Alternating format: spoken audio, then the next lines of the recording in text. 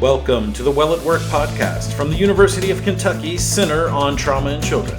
This podcast is brought to you by a grant from SAMHSA. On this episode, Emily Smith gives some tips to help families tame stress and develop healthy habits that boost well-being.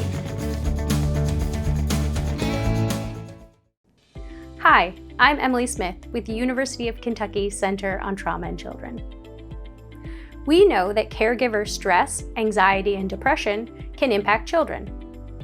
A recent study found that children whose parents had increased stress, anxiety, and depression as a result of the COVID pandemic were more likely to show signs of depression and anxiety.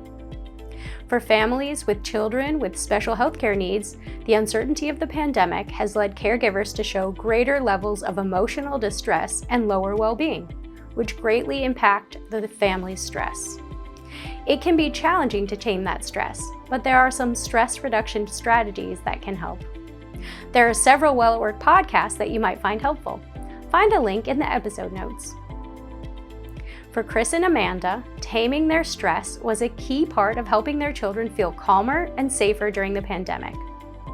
Chris is one of those people who needs his regular schedule, so the change in routine caused him some distress. Initially, Amanda felt that the bulk of virtual school and caregiving fell on her shoulders, which caused her to feel resentful and overwhelmed. Their kids noticed their frequent disagreements and complained, and this led them to bicker even more. It was an uncomfortable house, and their kids picked up on it right away.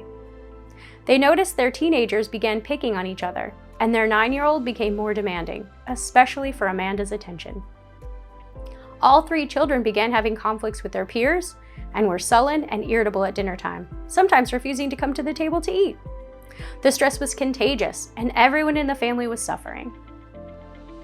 If you are feeling like you can relate to Amanda and Chris's story, here are some ideas about how you can get a handle on that out-of-control stress and boost your family's well-being. Tip 1. Name it to tame it. Amanda and Chris noticed the changes in their family functioning and called a family meeting where everyone shared their concerns and feelings about all the arguing and tension in the house.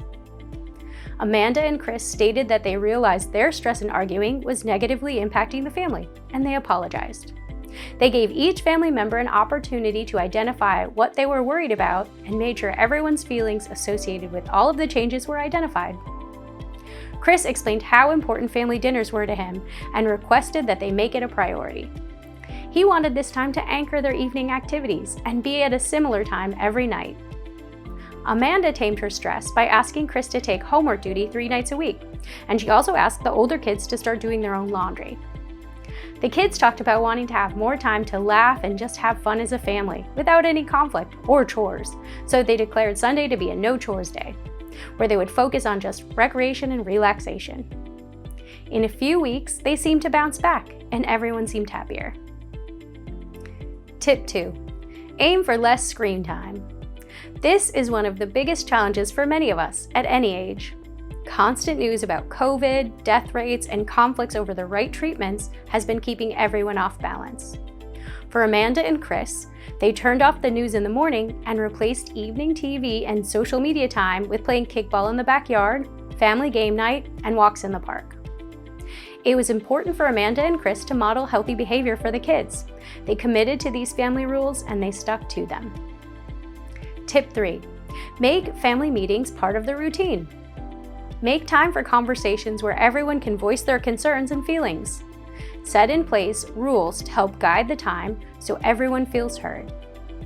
After sharing concerns and feelings, ask if they want sympathy or a solution, and respect their request. Explain changes as they come, in age-appropriate ways. Ask how they feel about these changes, and offer to share your feelings about the changes too. If the change is temporary, mark the start and end date on a calendar all can see. For Amanda and Chris, they wanted family meetings to be fun and routine, so they did this informally at the end of dinner once a week. Tip 4. Get moving. Exercise and physical activity are great ways to get out big emotions. Exercise has been shown to reduce symptoms of anxiety and depression and to improve sleep. Amanda and Chris committed to meeting the guidelines of 60 minutes of physical activity for kids daily. You can do this too. If you have a yard, set up a soccer net or put up a basketball hoop in the driveway. Older kids can supervise the younger ones, and you can join them. Consider a trip to the park, dance breaks before dinner, or walking instead of driving to do errands. If your family is cautious about contact with others indoors, time outdoors with friends can fill the social needs of kids while also helping them get that needed exercise. So many things have changed as a result of the COVID pandemic. We will think differently about how we socialize, where we go, how we spend our time, the way we work and learn. We will have lasting memories of this time. For children, these memories will inform their behavior now and through adulthood. Make sure they also build healthy habits that increase their well-being and ability to bounce back from stress. And remember to stay well at home. Thank you for listening to this episode of the podcast. Follow the link in the video description for more resources on our Well at Work website. And of course, stay tuned for more episodes on topics that will keep you well at work, home, and school.